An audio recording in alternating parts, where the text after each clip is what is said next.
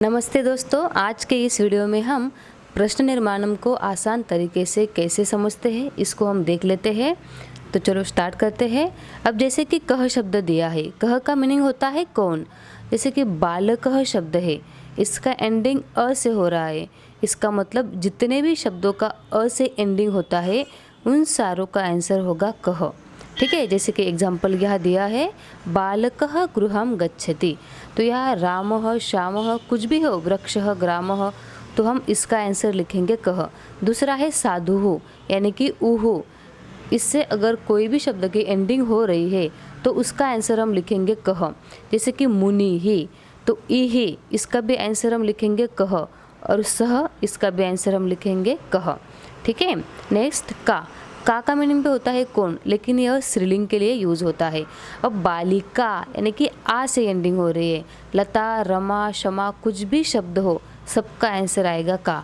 उसी तरह नदी, ठीक है, जितने भी इकारांत स्त्रीलिंग शब्द है इन सारे का आंसर होगा का।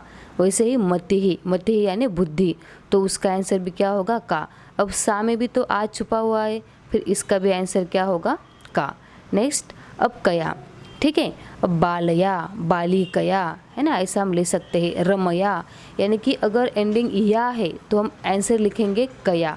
जैसे कि नद्या, इसमें भी या है, ठीक है, क्योंकि द को यह जोड़ा हुआ है, इसका भी आंसर क्या लिखेंगे कया।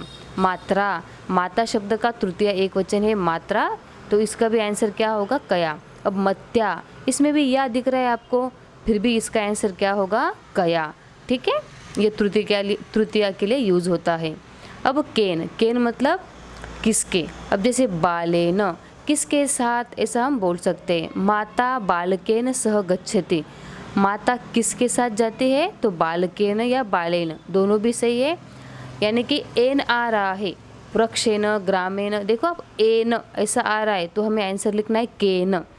साधुना, ठीक है, इसका भी आंसर क्या होगा केन। पितरा, जैसे कि मात्रा का कया था तो पितरा का क्या होगा केन होगा। हरिना, तो इसका भी आंसर होगा केन। कस्मात, कस्मात मतलब किससे, यह पंचमी के लिए यूज होता है। वृक्षात ग्रामात कुछ भी हो, रामात बालकात, तो हम इसका आत अगर ऐसा एंडिंग है तो हम इसका आंसर लिखेंगे कस्मात।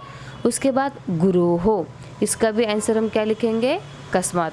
अब जैसे कि गुरु का एग्जाम्पल क्या होगा कि मैं गुरु से शिक्षा लेता हूँ, तो फिर क्या होगा गुरु के नीचे अगर अंडरलाइन है तो हम इसका आंसर क्या लिखेंगे कस्मात, यानी कि ओ हो ऐसा अगर एंडिंग है तो आंसर आएगा कस्मात। उसके बाद पितुहु यानी कि ऊहु, आंसर क्या होगा कस्मात। हरे है, जितने भी इसकी तरह शब्द चलते हैं इन सबका आंसर होगा कस्मात। अब कस्याहा, अब देखो याहा है ना, याहा, ये दोनों के लिए आंसर क्या होगा कस्याहा। उसके बाद मातुहु, तो आंसर होगा यानी कि उहु, ए है बुद्धे है, तो इसका आंसर होगा कस्याहा। कुत्र, कुत्र मतलब कहा। अब जैसे कि कक्षासु यानी कि कक्षा में, ठीक है, छात्रा कक्षासु पठन्ति यानी कि छात्रा कक्षा में पढ़ते हैं। आंसू आ रहा है मतलब कुछ भी हो सकता है यहाँ पर, बालिकासु, ठीक है, तो आंसू से एंडिंग हो रहा है तो हम आंसर लिखेंगे कुत्र। अब जैसे कि गृहे है ना, है गृहे ग्रामे वने, ऐसा अगर आंसर क्वेश्चन है तो हमारा आंसर होगा कुत्र। उसके बाद नद्याम, देखो याम याम है ना, याम याम आंसू और है, इन शब्दों जैसे चलने वाले सारे शब्दों का आंसर होगा कुत्र। अब कुत्र मतलब कहाँ होता है, अभी प्लेस के लिए यूज़ करते हैं। जैसे कि माता गृहम गच्छति, माता घर जाती है, तो माता कहाँ जाती है, क्योंकि कुत्र का मीनिंग तो कहाँ होता है, तो गृहम नदीम, इनका आंसर भी क्या होगा कुत्र। लेकिन ये आप समझ लो, हाँ ये प्लेस है, प्लेस है तभी इसके लिए आंसर हो रहा है कुत्र।